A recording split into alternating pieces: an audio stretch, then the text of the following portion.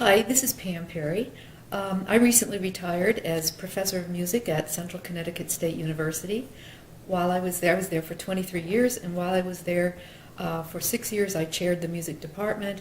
Apart from that, I also was the director of the Summer Music Institute there for, I think, 16 years, and the rest of the time founded and directed the university singers and taught classes in music education, taught conducting, worked in the graduate program, and also there was something else, I forgot it.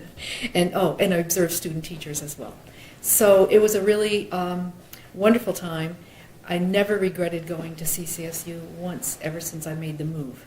Earlier than that, I was at the Hart School of Music. I came there to get my doctorate in the late 80s, and then when I got my doctorate, I stayed on for 5 years and had a great time there, also working in music education and directing a lot of choirs. My career began when I graduated from high school. I went into music, of course, but when I graduated from college, I knew that I wanted to direct high school choirs, and I was in Illinois at the time, and I worked very hard to get a high school position as my first teaching job, and that is quite hard to do. I found one, but it meant that I needed to relocate and go to the middle of Illinois, a lot of farmland and a lot of very flat land. And I had a great time. The position was perfect for me right then, and it was wonderful.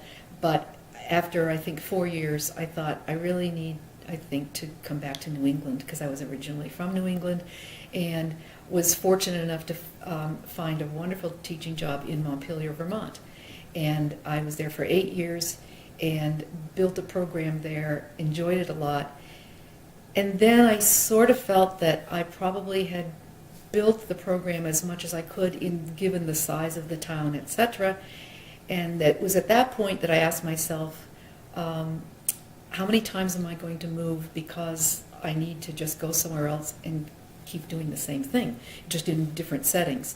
And that bothered me a bit, and I really thought that I should maybe think about something else.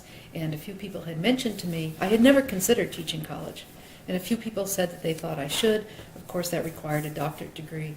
So eventually, hoping I was making the right decision, I did go and get the doctorate and do that, and I never regretted it, not for one day. So I'm really fortunate that I think I can say that. A little bit about how I got into music and music education, and especially choral conducting. I grew up in northern Maine, and the music programs were not all that strong. I was very fortunate to have a mother especially who really wanted the best for my sister and for me, and she wanted to give us any opportunity that might exist in northern Maine. And so she found a piano teacher for both of us who lived near there, also had graduated from Oberlin, was a wonderful pianist, and fortunately a really good teacher. I was not always the best piano pupil, especially when I began, which was at age 5.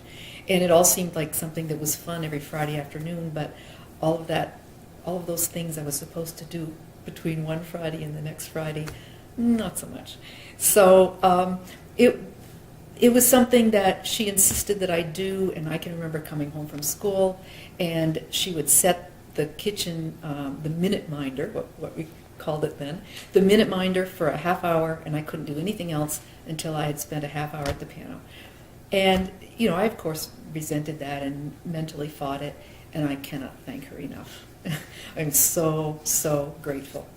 And then there was a camp near Waterville called the New England Music Camp.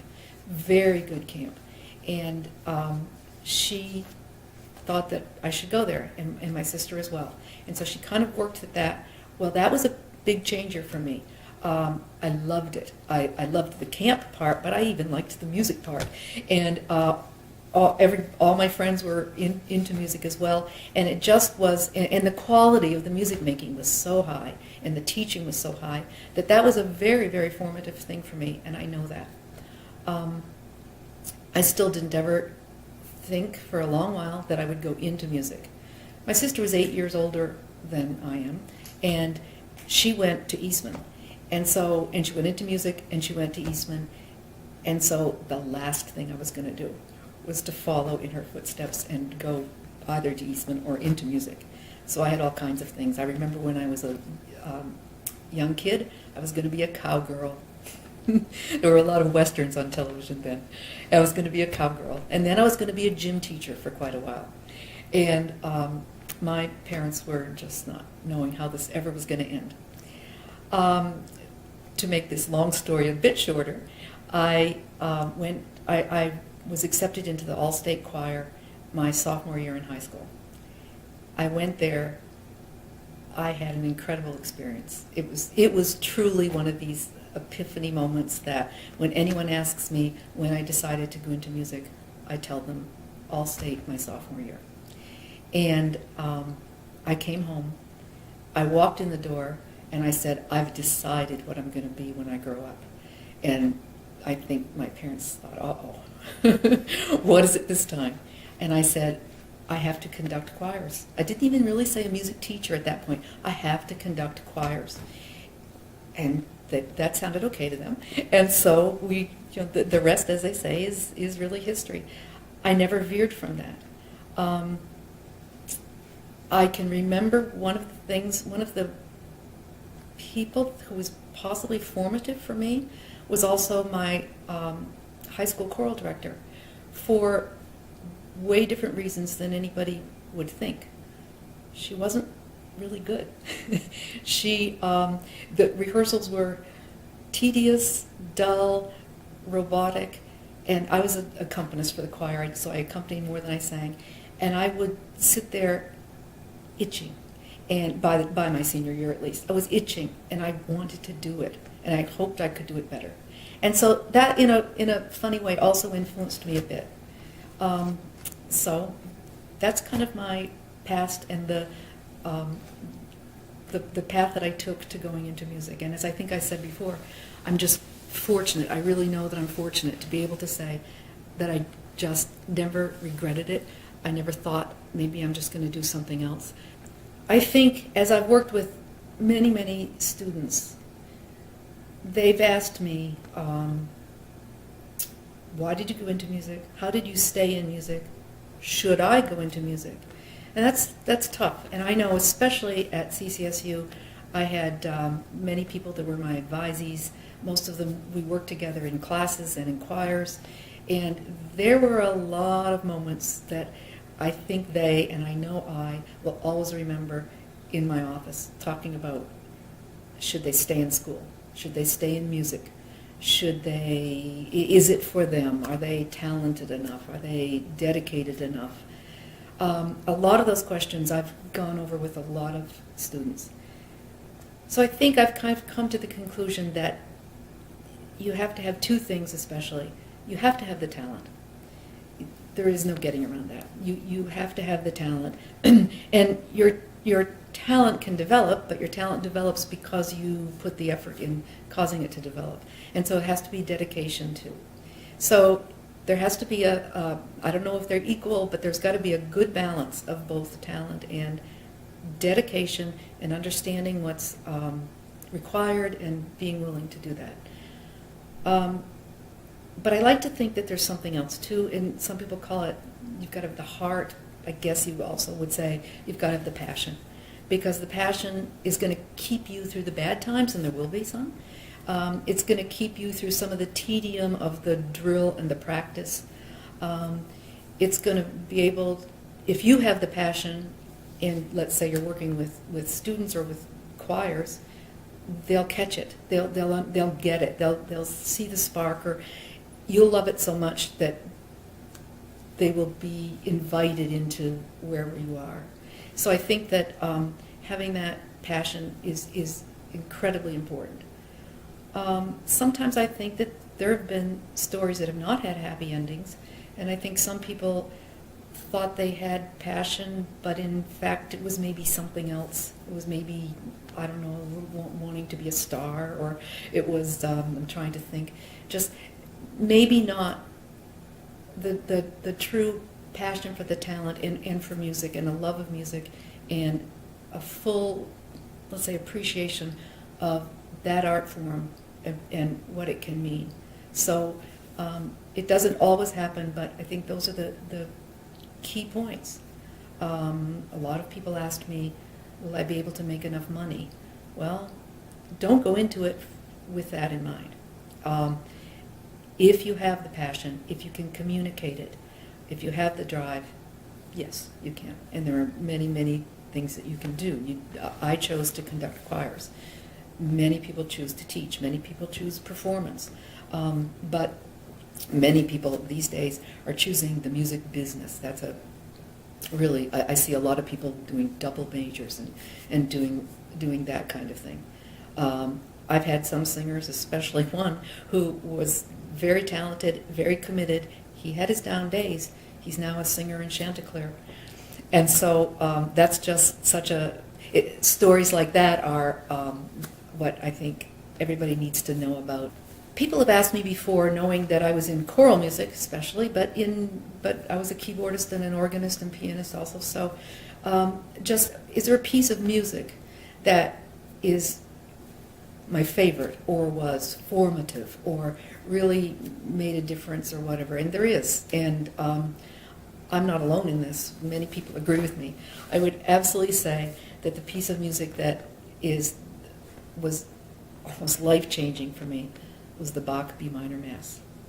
I sang it when I was in college as a freshman. It was incredible. Now, I always liked Bach because I was a keyboardist and he wrote an awful lot of music for keyboard. He wasn't easy, and I didn't always like him. But once I learned it, and once I got to the inside of that music, and then as I took music theory, and we analyzed Bach more than anybody else because of his ability with counterpoint and his chordal progressions, etc. So I absolutely thought he was the best composer that ever lived, and maybe I still do. But I would say that the B minor Mass was just life-changing for me in the depth of it, the length of it that never seems that way if you're performing it or listening to it, the variety within it of these gorgeous chorales, gorgeous arias, and then the choral work, which is just astounding. So I never hear it without finding something new in it. That's another thing about music of that quality. It seems like you can go deeper and deeper and deeper into it. And that probably cemented my full appreciation and commitment to classical music. I like all kinds of music, and I think some people have come into my house and looked at my CD collection and been a little surprised because it doesn't have 50 Bach CDs. They're there though. But they'll see an awful lot of Ella Fitzgerald or jazz singers or I don't know, just some music that I grew up with.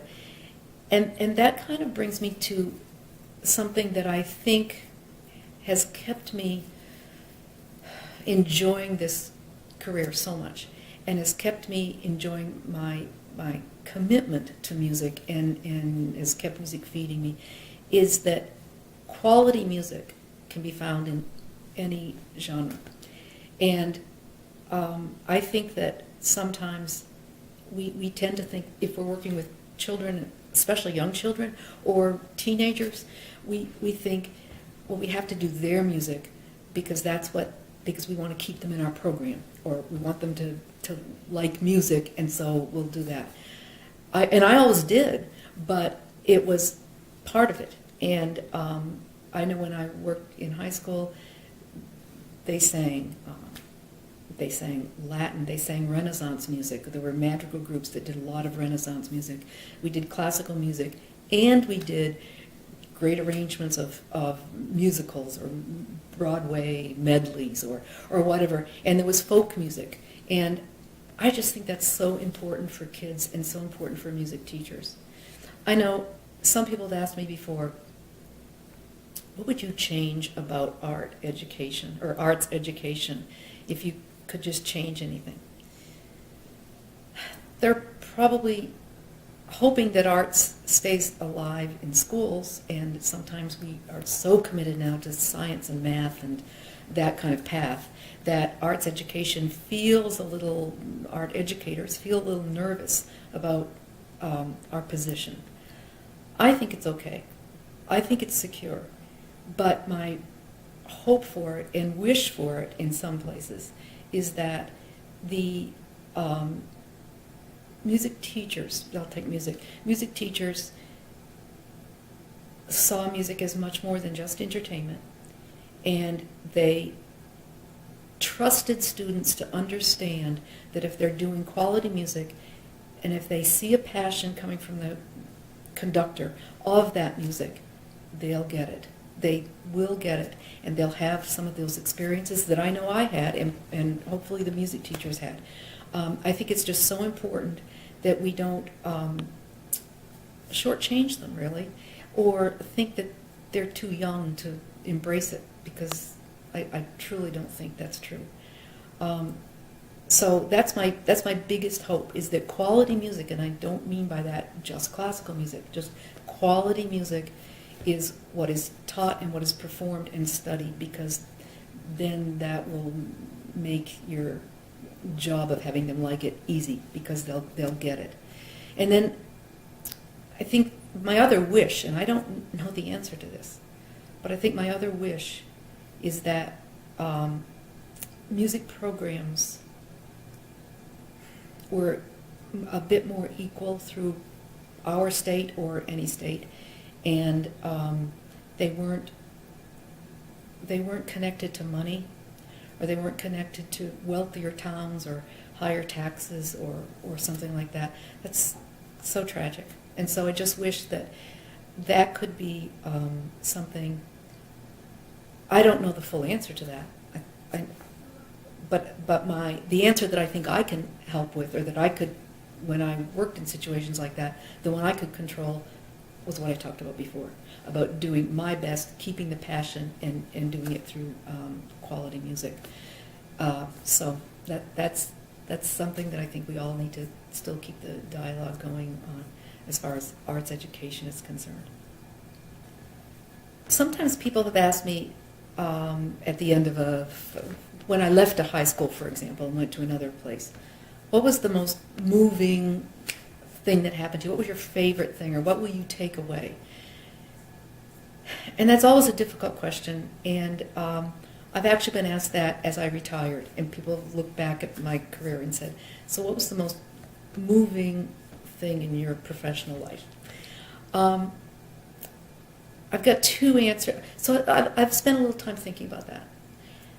And I've got two answers, and they're for different reasons, but I'm going to cite two, and they are since I was at CCSU, and actually one of them happened 6 months ago.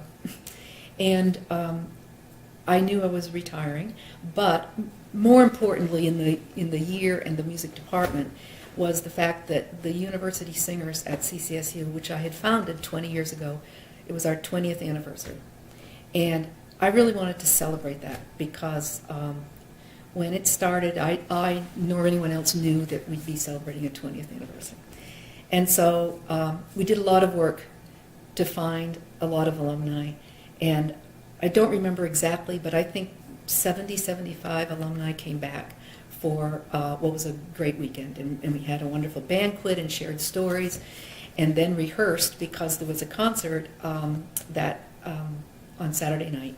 And what we did was to include all of the alumni that returned for some combined numbers, and then different groups from different years also sang 2 or 3 things that group had done.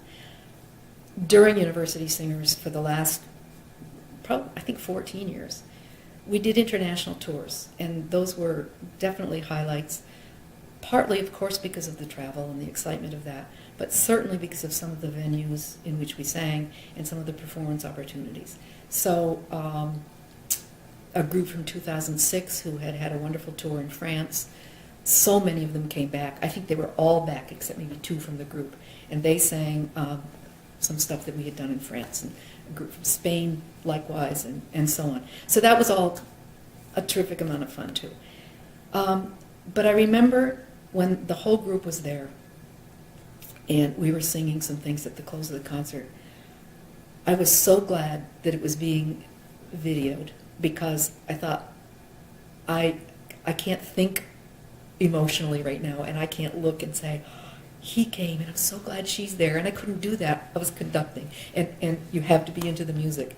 But I knew that there was something just surreal about the entire thing, and I was on cloud nine about it for weeks after that. And I know that that was probably a culminating performance and moment for me on probably a musical level, but probably an emotional level. The other thing that I'll never forget, and it had a lot of emotion too, but I'll never forget it, not because of how I felt and what it meant to me so much, as what I saw it mean to all the students. In 2011, we went on a tour in Spain, and we were in Madrid for a while, and then other wonderful places. We were in the church where Victoria worked and wrote so much of his music for that very cathedral. We didn't have a concert there. We went in, and it was also the, I think, 400th anniversary of Victoria's birth or death. I think birth. I'm not sure. And so because of that 400th anniversary, we had learned some, and we were going there, we learned some Victoria. So we're in the space, and it was just absolutely beautiful. And a couple of the guides that were with us said, why don't you sing a little, it'll be fine. And so we sang a couple of Victoria pieces. And I saw the students looking around and singing it, and they just got it. That's what I want to say. They understood it. And at the end, several of them were in tears. I almost am.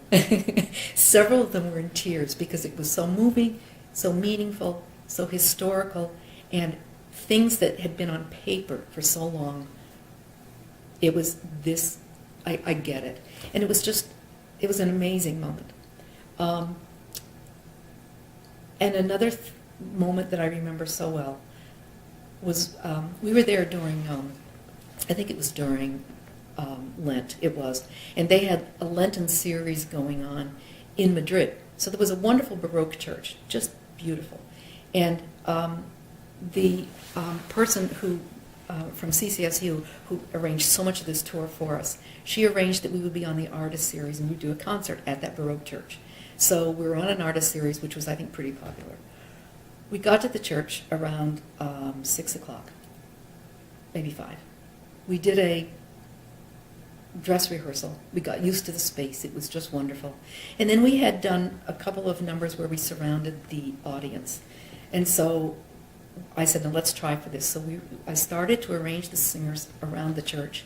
And the people from the church came up to me and said, no, you can't do that. I said, really? For sure? And they said, no, the aisles will be full of people. You won't be able to walk around. Really? I said. So we dispensed with that, and we did everything on the altar. About an hour before the concert, somebody that was with us in the group came up to me and said, there is an incredible line out there. About a half an hour, the person came back to me and said, there is a line going around the block. So I'm telling the students that, and they aren't believing it, and it's just wonderful. So we come out. The church is packed. They have the kneelers on the, in front of the pew. There are some people sitting on the kneelers. And then the students make their way. I had to come in, go through the altar, and then go down to where my music stand was set up. And I had trouble getting there because I had to kind of climb over people who were sitting or kneeling in front of me. That's how the concert went. It was amazing, and nothing that the likes of which I have never seen in the States, I have to say. So my students sang their hearts out, and everything was just incredible. We finished. We went out. They, of course, wanted an encore, and they were standing on their feet. And so we went out and we did sing one encore that we had in our back pocket. Then we left, and the crowd wouldn't stop. And so by this time, again, my students are hugging each other, laughing, weeping. I mean, the emotion was incredible. And so we just did all that, and we celebrated and had a great time. We had no more encores. It was probably 7 or 8 minutes later, and one student came up to me and he said, "Dr. Perry, they're still clapping." And we just stood there and listened. That was meaningful to me because I saw those students. And they had never done anything like that before. They had never caused that kind of a reaction before. I know that not one of them will ever forget the experience, how it felt, and they're going to want it to happen again. I'm not sure it ever will, but they're going to want it to. And so that's got to be another thing that I'll never forget in my life, for what I saw it do to transform those students. So clearly I've had a lot of fun doing all of this, and I made the decision to retire, and it did not come overnight. I thought about it for a long while, and I frankly kept putting it off because I couldn't quite imagine this. So then everybody says, "What are you going to do now that you've retired?" That last year, I answered that question practically, certainly several times a week.